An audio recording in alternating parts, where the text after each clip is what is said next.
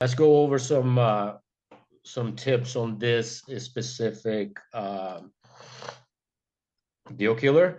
Or comp search. We're just talking about this, right? We buy 75 cents to 78 cents minus the true repair cost, in which there's three types of comps when you deal in real estate. There's gonna be the comparable sales approach, which is mainly residential, what we do. There's the build or replacement cost approach, or the build cost. And then there's the income approach, which is using the cap rate based on the net operating income, or based on what the cap rate is going to be, or what your yield is going to be. For our basic comp search for a CMA, which is a competitive market analysis, we always like to do a 20% range of the living square footage.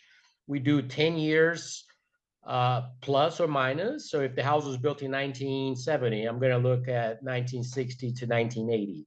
We use similar property specs, number of beds, bath, is there a pool, no pool, lot size. We use same or similar subdivision.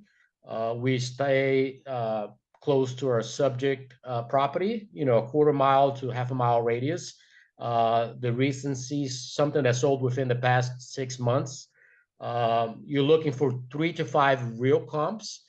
And in a perfect world, if you have 5 comps using the fields above, it's great. One of the pro tips we also like to say is you want to stay homogeneous, like a cookie cutter type of house when you are flipping. You don't want the big and baddest house in the neighborhood. You don't want the smallest. You want a house that looks like anything else.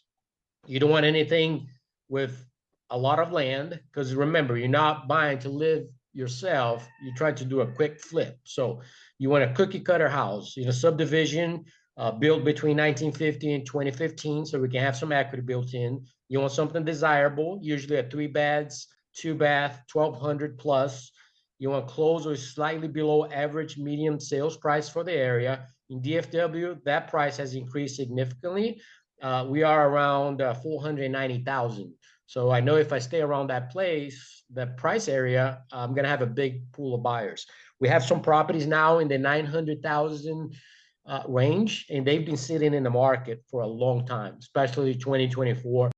Another tip that we have is going to be just a simple ROI calculator, right? We use our calculator.net ROI calculator, just something simple. We have this built into our custom calculator.